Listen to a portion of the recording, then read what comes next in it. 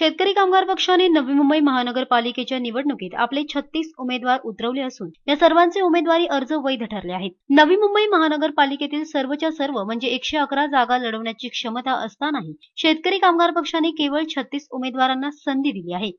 शेतकरी कामगार पक्षाच्या उमेदवारांमध्ये प्रभाग क्रमांक 27 मधून नारायण झा, प्रभाग क्रमांक 35 मधून जया अजय खेडेकर, प्रभाग क्रमांक 59 मधून प्रकाश भगत, प्रभाग क्रमांक 70 मधून सुनंदा दिलीप वाघमारे, प्रभाग क्रमांक 71 मधून काशीबाई लांडगे, प्रभाग क्रमांक 73 मधून अनिल शर्मा,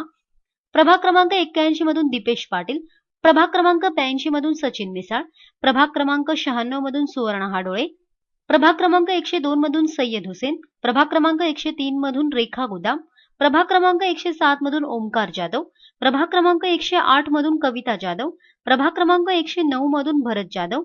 प्रभाग क्रमांक 10 मधून साईनाथ भोईर, प्रभाग क्रमांक 111 मधून दीपक आवटे, प्रभाग क्रमांक 87 मधून प्रशांती मांढरे, प्रभाग क्रमांक 53 मधून वनिता किशोर गडदेराजे, प्रभाग क्रमांक 68 मधून अब्बास खान, प्रभाग क्रमांक 83 मधून स्नेहल कदम, प्रभाग क्रमांक 97 मधून सुजाता पडवळ, प्रभाग क्रमांक 65 मधून उषा पाटील, प्रभाग क्रमांक 85 मधून रोहिणी बुरकुल, प्रभाग क्रमांक 104 मधून गुरुबख्श सिंह पन्नू,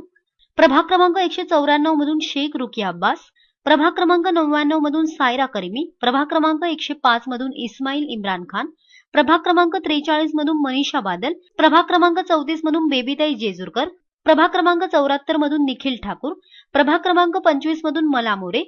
प्रभाग क्रमांक 91 मधून वर्षा बास, प्रभाग क्रमांक 67 मधून किसान सकपाळ, प्रभाग क्रमांक 37 मधून गुरमीत कौर सैनी, प्रभाग क्रमांक 77 मधून वैशाली सुर्वे, प्रभाग क्रमांक 14 मधून विजय पाडाळे आदी उमेदवार निवडणूक लढवत आहेत. या संदर्भात माननीय विवेक पाटील यांनी प्रतिक्रिया देताना म्हटले की संपूर्ण नव्या मुंबईत 111 जागांवर उमेदवार उभे करण्याची शेतकरी कामगार पक्षाची ताकद आहे, परंतु वेळेअभावी आम्ही कित्येक उमेदवारांपर्यंत पोहोचू शकलो नाही. त्यामुळे जागृत लोकप्रतिनिधी होऊ शकले असते. सामाजिक बांधिलकी जपणारे आणि स्वच्छ चारित्र्य या निकषांवर खरे उतरणाऱ्या केवळ 36 उमेदवारांना निवडणुकीच्या रिंगणात उतरवले आहे.